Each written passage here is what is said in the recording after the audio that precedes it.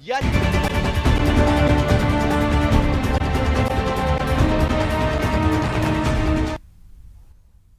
नमस्कार, 20 मिनट 20 खबर में आपका बहुत बहुत स्वागत है और मैं हूं आपके साथ ऋषिका। अगले 20 मिनट में आपको हम राजस्थान और देश की 20 अहम खबरों से रूबरू कराने वाले हैं। तो चलिए शुरू करते हैं 20 मिनट में 20 खबरों का सिलसिला।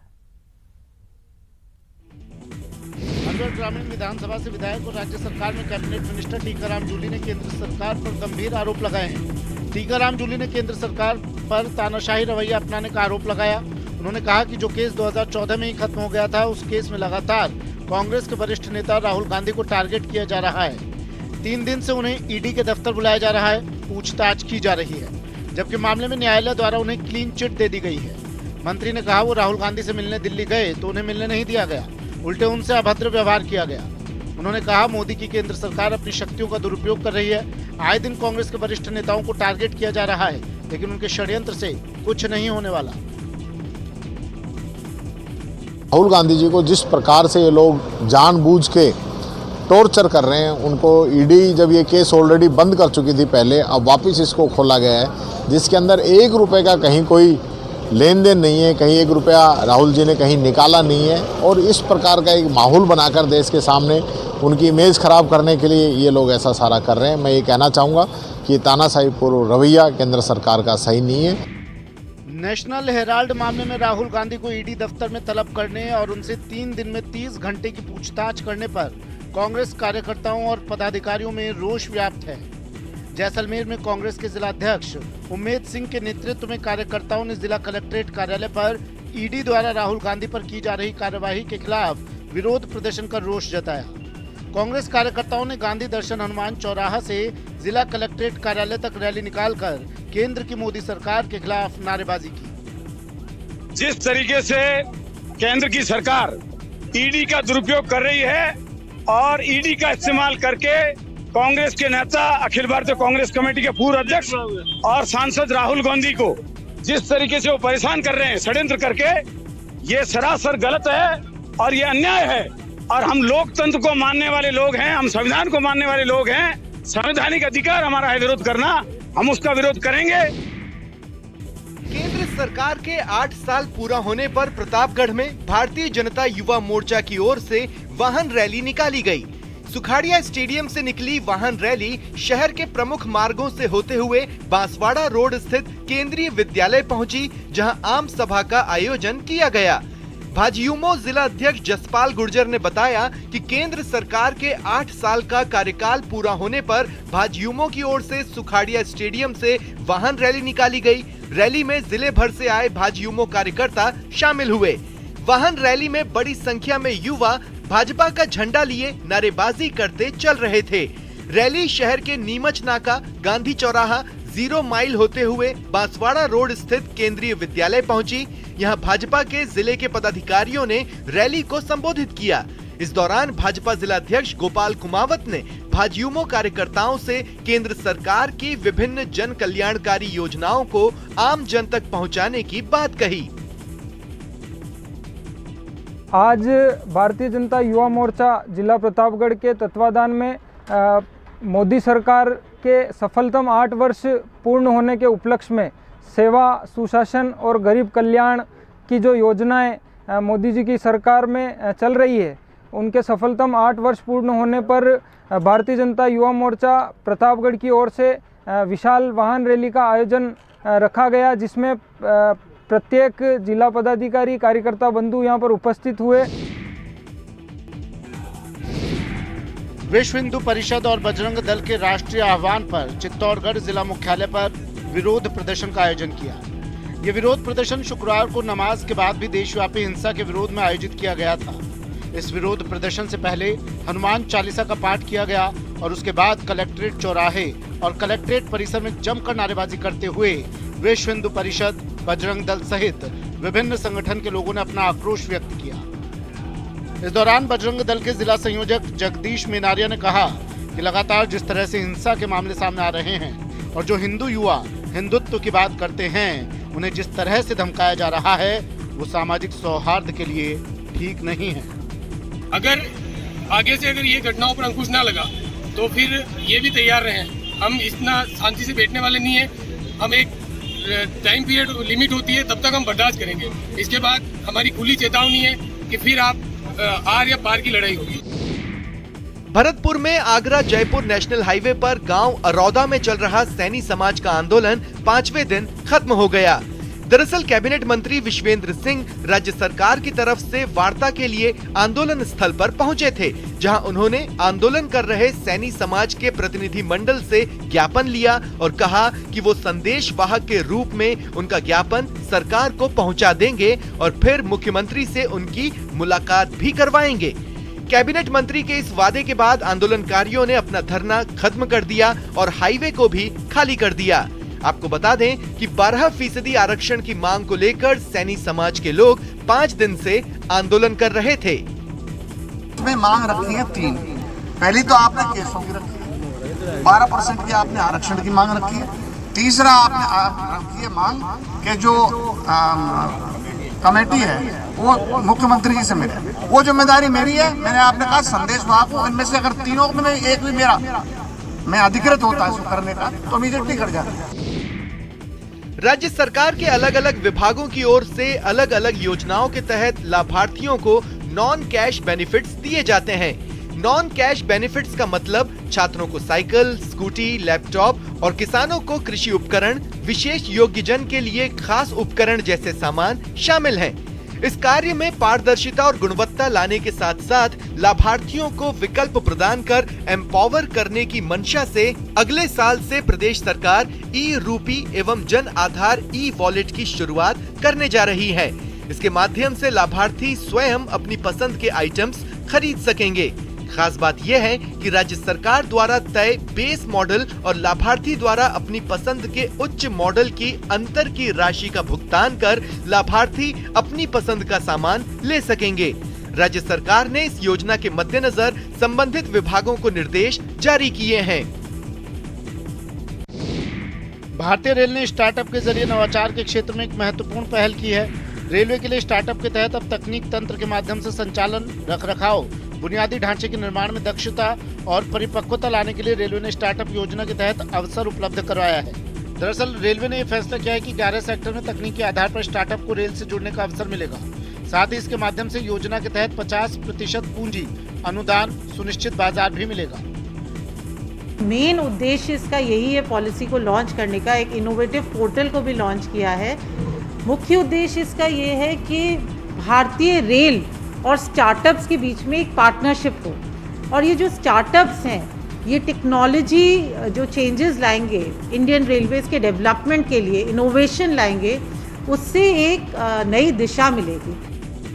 नवाचारों के क्रम में रेलवे ने छोटे उत्पादकों को बढ़ावा देने के लिए एक स्टेशन एक उत्पाद योजना की भी घोषणा की है। लोकल फॉर वोकल विजन को बढ़ावा देने के क्रम में इन नियमों का सरलीकरण करते हुए महज 1000 रुपए में रजिस्ट्रेशन कर 15 दिनों के वो कियोस्क ले सकेंगे और अपना सामान बेच सकेंगे। जालोर के चितलवाना थाने में कांग्रेस नेता और पूर्व उप प्रधान लक्ष्मीचंद गांधी सहित 10 लोगों के खिलाफ महिला से छेड़छाड़ और मारपीट का मामला दर्ज हुआ है।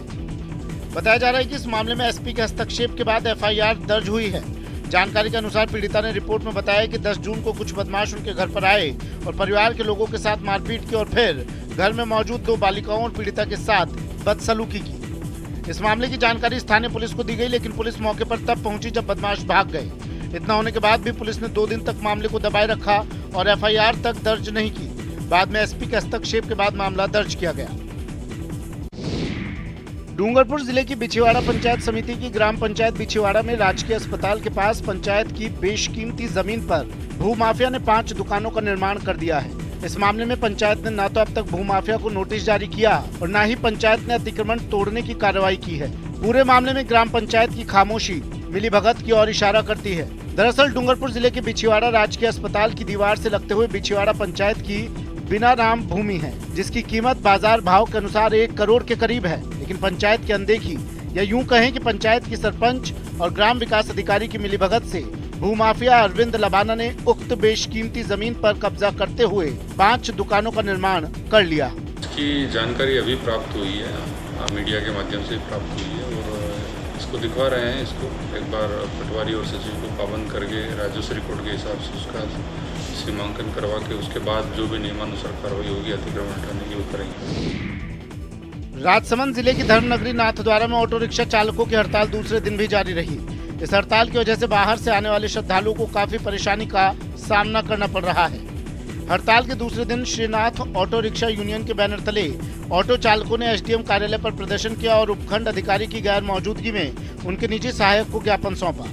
यूनियन के सदस्यों का कहना है कि नगरपालिका ने 2 बार उनके टैक्सी स्टैंड की जगह बदल दी है, जिसकी वजह से सड़क पर उन्हें पुलिस के जवान परेशान करते हैं। वो लगातार शहर में टैक्सी स्टैंड की जगह देने की मांग कर रहे हैं, लेकिन उनकी सुनवाई नहीं हो रही। इसी वजह से वो हड़ताल पर हैं। अलवर के सदर पुलिस थाना ने वांछित अपराधियों के विरुद्ध कार्रवाई करते हुए सालों बाद 2 वांटेड अपराधियों को गिरफ्तार किया है। अलवर के सदर थाना के थानाधिकारी राजेश शर्मा के नेतृत्व में एक टीम ने वांछित अपराधियों के विरुद्ध कार्रवाई करते हुए चिरंजी लाल को सिलीसेड़ तिराहे से गिरफ्तार किया है। खास बात यह है कि चिरंजी लाल 21 वर्षों से फरार चल रहा था। चिरंजी के साथ साथ पुलिस ने 18 वर्षों से फरार उद्घोषित अपराधी रामजी लाल को दौसा के सैंथल से गिरफ्तार किया। इस समय जो है पुलिस मुख्यालय और श्रीमान आईजीपी साहब, एसपी साहब के आदेशानुसार जो वांछित अपराधियों की गिरफ्तारी का सघन अभियान चल रहा है। इसके तहत कल 14 तारीख को सदर थाना की 2 टीमों ने अलग अलग जगह से 2 उद्घोषित अपराधियों को गिरफ्तार किया है, जिसमें एक रामजी लाल बावरिया है जो कालोता जिला दौसा का रहने वाला है और ये नकबजनी के अपराधों में लिप्त रहा है और करीब 18 वर्षों से न्यायालय से फरार चल रहा था। चूरू में एसीबी की टीम ने हनुमानगढ़ जिले में प्रधानमंत्री फसल बीमा योजना में हुए घोटाले को लेकर ग्राम सेवा सहकारी समिति मलसीसर के तत्कालीन व्यवस्थापक को गिरफ्तार किया है। चूरू एसीबी के एएसपी आनंद प्रकाश स्वामी ने बताया कि भादरा के मलसीसर में प्रधानमंत्री फसल बीमा योजना के तहत किसानों ने एक ही भूमि पर करोड़ों रुपयों का दोहरा तिहरा फसल बीमा क्लेम किया और फिर बैंक और बीमा कंपनी के अधिकारियों और ग्राम सेवा सहकारी समिति के व्यवस्थापक से मिलीभगत कर पैसे निकाल लिए। अकेले मलसीसर में ही 7,19,55,707 रुपए फसल बीमा क्लेम का घोटाला किया गया। हैरानी की बात यह है कि जिन व्यक्तियों के नाम भूमि थी ही नहीं या नाम मात्र की भूमि है, उन व्यक्तियों के नाम से भी बीमा किया गया था। एएसपी स्वामी ने बताया कि आरोपी मलसीसर व्यवस्थापक दूली चंद ने लाभार्थी गण किसानों से मिलीभगत कर दोहरी बीमा पॉलिसियां बनवाई। इस मामले में अन्य आरोपियों की तलाश जारी है। एसीबी के सूत्रों की माने तो अकेले हनुमानगढ़ जिले में इस तरह से करीब 500 करोड़ रुपए से अधिक का घोटाला किया गया है। राजसमंद के आमिर सहकारी समिति के व्यवस्थापक के साथ बीती रात को अज्ञात नकाबपोश बदमाशों ने जानलेवा हमला कर 50,000 रुपए और मोबाइल लूट लिए। इस हमले में घायल हुए व्यवस्थापक को पुलिस ने अब इलाज के लिए सरकारी अस्पताल में भर्ती करवाया है। पुलिस का कहना है कि आमिर सहकारी समिति का व्यवस्थापक श्यामलाल अपने खेत पर बने घर की ओर जा रहा था, तभी खेत के फाटक के पास पहले से खड़े 3 मोटरसाइकिल सवार 6 अज्ञात नकाबपोश लुटेरों ने जानलेवा हमला करते हुए व्यवस्थापक की जेब से 50,000 रुपए और एक मोबाइल लूट लिया। इस जानलेवा हमले में व्यवस्थापक श्यामलाल की आंख के पास और हाथों में गंभीर चोट आई है। व्यवस्थापक की ओर से हल्ला करने पर आसपास के लोग मौके पर पहुंचे, तब तक बदमाश अपनी मोटरसाइकिलों से फरार हो गए। चित्तौड़गढ़ के भोपाल सागर थाना इलाके में एक होटल में हुई चोरी के मामले को लेकर पुलिस ने खुलासा किया और 3 लोगों को गिरफ्तार किया है। होटल में कमरा लेने के बहाने पहुंचे चोरों ने इस वारदात को अंजाम दिया था। बताया जा रहा है कि 1 मई को होटल संचालक कमलचंद खटीक ने पुलिस में रिपोर्ट लिखवाई थी कि कमरा लेने के बहाने आए 3 युवकों ने उसके होटल में रखी तिजोरी गायब कर दी थी, जिसमें 15 लाख रुपए थे। पुलिस ने इस मामले की जांच शुरू की और साइबर सेल के साथ मिलकर स्पेशल टीम ने पहले होटल में काम करने वाले हितेश को पकड़ा और फिर उसकी निशानदेही पर उसके दोनों साथियों को गिरफ्तार किया है। इन्होंने हिस्सा कर लिया और अब 2,70,000 2,70,000 चारों लोगों ने आपस में बांट दिए और कुछ पैसे इन्होंने बरमाता में निकाल लिए 2,20,000। फिर ये पुष्पेंद्र सिंह और अनिल ये कहीं घूमने के लिए गोवा गए और कुछ पैसे तो वहाँ खर्च कर दिए। 12 के अटरू मुख्यालय पर रेलवे ने रेल फाटकों को बंद कर C54 और C56 पर अंडरपास का निर्माण किया था, जो पहली ही बारिश में 4 से 5 फीट तक पानी से भर गया है। और इस वजह से अंडरपास से बाइक का निकलना भी मुश्किल हो गया है। अटरू मुख्यालय के गायत्री नगर और जेल कॉलोनी स्थित इस रेल अंडरपास से लगभग 2 दर्जन गांव के लोगों का आवागमन होता है। पहली ही बरसात के बाद अंडरपास में 3 से 4 फीट तक पानी भर गया और ऐसे में लोगों को आवाजाही से भारी परेशानी का सामना करना पड़ रहा है। बड़े वाहन तो किसी तरह से यहाँ से निकल जा रहे हैं, लेकिन अगर थोड़ी सी भी और अधिक बरसात हो गई तो फिर 2 दर्जन गाँव का मार्ग पूरी तरह से बंद हो जाएगा। ऐसे में लोगों को भारी परेशानी से जूझना पड़ेगा। पिछले साल भी यहाँ पर रेल अंडरपास में 15-15 फीट पानी का भरा हुआ था, जिस पर आनन फानन में रेलवे विभाग की ओर से अस्थायी व्यवस्था कर रेल फाटक को खोला गया था। लेकिन इस साल दोनों रेल फाटकों के रास्ते में विभाग ने खाई खोदकर बंद कर दिए हैं। प्रदेश में सबसे पहले जल जौहर करने वाली रणथंभौर की रानी रंगा देवी की प्रतिमा सवाई माधोपुर में लगवाने की मांग को लेकर श्री राजपूत करणी सेना की ओर से हस्ताक्षर अभियान चलाया जा रहा है। इसी कड़ी में श्री राजपूत करणी सेना के पदाधिकारियों ने सवाई माधोपुर जिला मुख्यालय की हमीर सर्किल पर हस्ताक्षर अभियान चलाया। इस हस्ताक्षर अभियान को विभिन्न सामाजिक संगठनों, राजनीतिक पार्टियों और आम जनों का भारी समर्थन मिल रहा है। हस्ताक्षर अभियान के दौरान दर्जनों लोगों ने हस्ताक्षर कर अभियान को अपना समर्थन दिया। इस दौरान भाजपा जिलाध्यक्ष डॉक्टर भरतलाल मथुरिया और भाजपा प्रदेश कार्यकारिणी सदस्य संतोष मथुरिया ने भी हस्ताक्षर कर अभियान को समर्थन दिया। प्रतापगढ़ में ब्रह्म ज्योति संस्थान और ब्रह्म ज्योति वैदिक गुरुकुल की ओर से सामूहिक यज्ञोपवीत और 10वां वार्षिक उत्सव कार्यक्रम का आयोजन किया गया। दीपेश्वर महादेव मंदिर परिसर में आयोजित किए गए कार्यक्रम में 15 से ज्यादा बच्चों का यज्ञोपवीत संस्कार किया गया। संस्था के प्रवक्ता दीपेश आमेटा ने बताया कि ब्रह्म ज्योति संस्थान द्वारा हर साल निःशुल्क यज्ञोपवीत संस्कार का आयोजन किया जाता है, लेकिन पिछले 2 वर्षों से कोरोना संकट के कारण यह आयोजन नहीं हो सका था। कोरोना की रफ्तार कम होने के बाद इस बार इसका आयोजन किया गया। सुबह गणपति पूजन, गृह शांति के पश्चात आचार्य दिनेश द्विवेदी के निर्देशन में वार्षिक उत्सव और सामूहिक यज्ञोपवीत संस्कार आयोजित किया गया। गुरुकुल की तरफ से यज्ञोपवीत संस्कार रखा गया है, जिसमें 16 बटुकों ने जनेऊ ली है।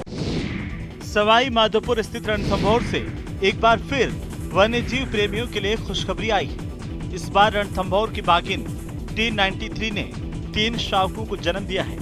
बाघिन और उसके शावकों की तस्वीर वन विभाग के फोटो ट्रैप कैमरों में खंडार वन क्षेत्र में कैद हुई है। बाघिन के शावकों के साथ कैमरे में कैद होने के बाद वन विभाग की ओर से सुरक्षा के मद्देनजर बाघिन और शावकों की मॉनिटरिंग बढ़ा दी गई है। रणथंभौर के वन अधिकारियों के मुताबिक बाघिन T93 की तस्वीर 3 शावकों के साथ वन विभाग फोटो ट्रैप कैमरे में कैद हुई। आपको बता दें कि बाघिन T93 बाघिन T63 की बेटी है। बाघिन की उम्र करीब 6 साल की है। बाघिन T93 दूसरी बार मां बनी है। बाघिन ने इससे पहले अप्रैल 2020 में एक मेल और 2 फीमेल शावकों को जन्म दिया था। इन्हें वन विभाग की ओर से T132, T133 और T134 नंबर दिए गए थे। ये बाघिन नॉन टूरिज्म जोन की बाघिन है। बाघिन T93 3 शावकों के साथ फोटो ट्रैप कैमरों में कैद होने के बाद अब रणथंभौर में बाघ, बाघिन और शावकों की संख्या का आंकड़ा 80 पहुंच गया है। रणथंभौर के डीएफओ महेंद्र शर्मा का कहना है कि रणथंभौर की बाघिन T93 फोटो ट्रैप कैमरे में 3 शावकों के साथ कैद हुई। इसके बाद बाघिन और शावकों की मॉनिटरिंग करवाई जा रही है। गर्मी के समय में मरुधरा के कई जिलों में पेयजल का संकट गहराया हुआ है। राजसमंद जिला भी इससे अछूता नहीं है। जिले के नमाना गांव में भी ग्रामीण दूर दराज से पेयजल लेकर आते हैं, लेकिन यहाँ के लोगों ने नवाचार करते हुए गांव के सैकड़ों पौधों को जिंदा रखा है। साथ ही पानी है अनमोल का अनूठा संदेश भी दिया है। यहाँ के सरपंच चंद्रकंवर, मेट, जगदीश और लोगों ने बूंद बूंद सिंचाई की देशी तकनीक अपनाकर सैकड़ों पौधों को न केवल जिंदा रखा बल्कि एक नई परंपरा भी शुरू की। छेद भी उसी हिसाब से होता है ताकि बूंद बूंद पानी आए। फिर बाद में वो लगाने के बाद हम वो व्यवस्थित कर देते हैं, फिर बाद में लगा के फिर बाद में उसमें पानी भर देते हैं। ये सर एक ऐसा सिस्टम है, एक आदमी को अगर दिन भर का खाना सुबह खिला दो 5 पकवान, लेकिन उसका जो विकास होना चाहिए वो नहीं हो पाएगा। लेकिन उसको एक एक मतलब थोड़ी थोड़ी चीज़ अगर दिन भर खिलाते रहो तो उसका सतत 4 दिन 5 दिन में खाली होते हैं मटके, और वो पेड़ में ही पानी जाते हैं, उस जड़ में पानी जाते हैं, उससे हरियाली पत्ते भी देते हैं पेड़, और पेड़ भी अच्छा साल वाल लगा सर। प्रदेश में जून माह के अंत तक मानसून आने की संभावना है और मानसून आने के साथ ही दौसा में वृहद स्तर पर पौधारोपण का कार्य शुरू किया जाएगा। इसके लिए वन विभाग ने अपनी तैयारियां पूरी कर ली है। दौसा वन विभाग की ओर से आगामी मानसून को देखते हुए नर्सरियों में पौधे तैयार किए गए हैं।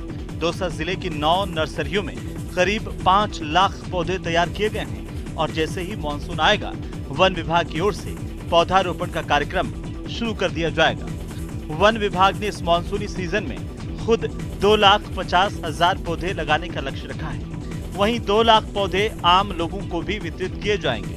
दौसा के उप वन संरक्षक वी केतन कुमार ने बताया है कि पिछले साल 1,125 हेक्टेयर क्षेत्र में पौधारोपण का लक्ष्य मिला था और पिछले साल की तुलना में इस साल 250 हेक्टेयर अधिक क्षेत्र का लक्ष्य मिला है।